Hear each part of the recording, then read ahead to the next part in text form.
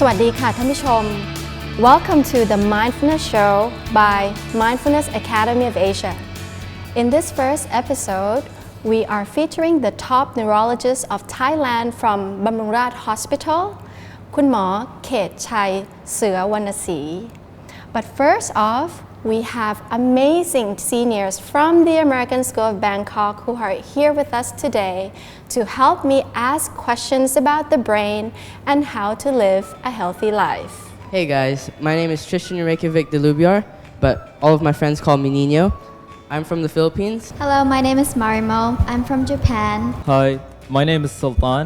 I'm from the United Arab Emirates. Hi guys, my name is Ben, Ben, and I'm Vietnamese American. Hi, my name is Hina Fernstorm. I'm half American, half Japanese. My name is Wit and I'm a Thai American.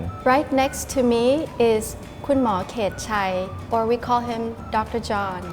สวัสดีค่ะคุณหมอ สวัสดีครับ สวัสดีครับ สวัสดีครับ Can I guess your age?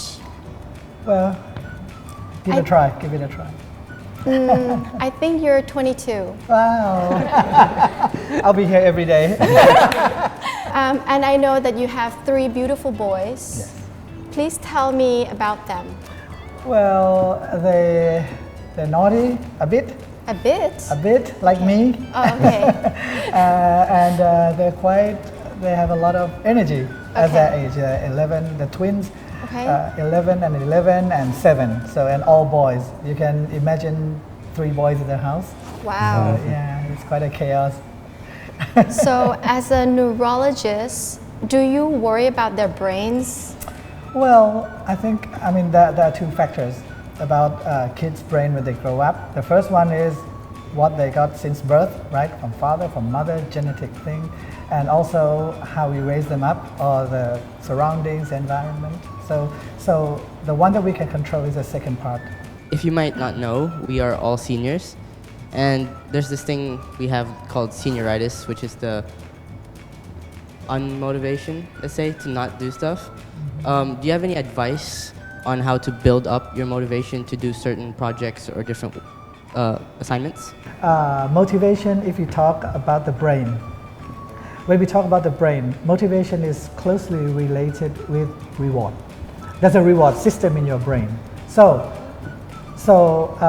when we're gonna do something, such as when I want to go out to watch a movie with my friends, I might think that, okay, if I go out, I'm gonna see this girl, something like that. That's a motivation, right? The reward is I can talk to her, something like that, her or him. Okay, so thinking about the reward, or after you finish this project, what would you gain? So the first thing is a relief, right? You're free. You can do anything then. I mean, this task is done. So you can go out, hang out with friends, play football or whatever. So that's the first thing. And the second thing is that, it's everyone has to do this, and everyone passes this. So it's nothing. I mean, it's just a piece of cake. I believe that everybody in this room, at some point in their life, had experienced insecurity in some ways, and I think that insecurity is such a big factor that keeps people back from experience new things and going out there and exploring. So what are some ways to maybe cope with that insecurity? And Be positive, make friends. That's the first insecurity at first from a new place usually is because you're not close to anyone yet. I believe that most kids can overcome that not too long, right? And insecurity in studying, that's another one. So you have to try to evaluate yourself that why are you feeling insecurity? Just like when we need answers, we need to know the problem, the question first. So if you think that, okay, it's too hard, it's too hard for you, you can talk to your teacher, you can talk to your parents if they can help, and also your friends. So insecurity in terms of studying, there's always some way out. What is your insecurity? Well, my insecurity is that how could I stop getting fatter and fatter? This is true. You know, I'm about 15 kilos more than more than 10 years ago. In 10 years, I gained a lot. I had a surgery at the knee, so I stopped playing football and sports. And that's not a good thing. How can we deal with anger if we, maybe someone made us angry or something, or something happened in school, at work? How can we overcome that thing? When you're angry, you're angry. You can't tell that, don't be angry. Okay, I'm smiling. It's not like that. It's not that simple, right? So you need to do it collectively. Mindfulness is one thing that makes you calm, makes you cool, and makes you accept the situation. I mean, when you're angry, there must be a cause, right? And if you can find something to explain that cause, that, okay, this is happening. Sometimes we can't do much about that situation. So why are we angry, and what do we gain from the anger? So if you can figure that out, again, not that easy, but if you keep doing this again and again as a habit. Personally, I tend to overthink a lot about many stuff, and I get exhausted every time. Are there some ways to avoid overthinking? I'll give you a good example. When I was a kid, I'm very close to my dad, and when he goes out and he doesn't come back at the same time, late at night, he goes with his friend. There are many scenes in my head. At that time, there were no mobile phones. You know my age now. So at that time, I was so worried, and the scenes in my head was that he had a car accident. If he went abroad, I'm thinking of a plane going down or whatever that is bad, and so I'm so worried. But then one day I just thought that if that happened, and so what can I do, right? So if we just focus on the present right now without thinking of something that is not happening yet, that could lay you down quite a lot. As you all know, we're all seniors here, and it is very easy to get overwhelmed being by social media and homework and friends and family. So do you have any ways to deal with that? You set up priorities first. That's the first way.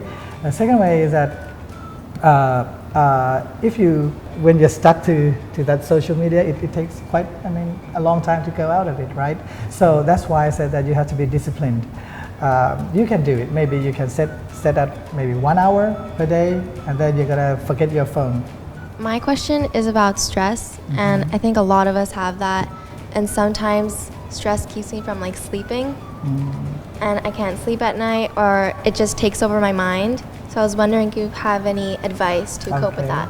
The first one is rest your brain every hour or hour and a half or so, because our brain has limitations. Sleep hygiene is very good for helping you, trying to find out what is making you not sleeping well.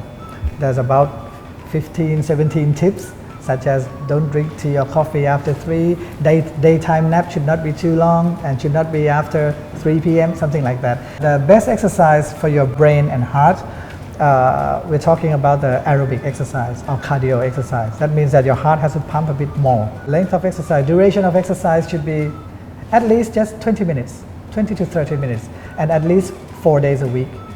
These numbers are from researchers. I'm not just putting it up from nowhere, but research shows that people who they do these exercises, as I said, their brain works better in many ways. And do you drink enough water each day?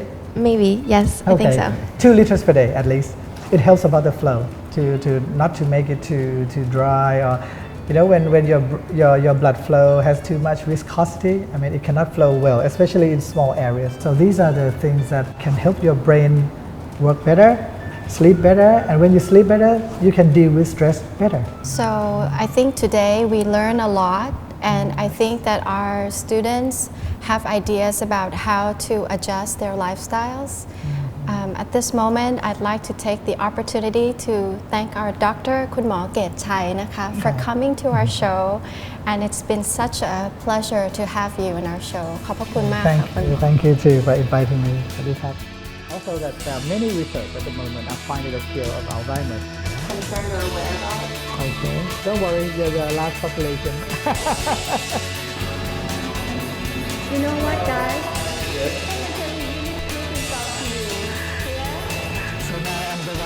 excited.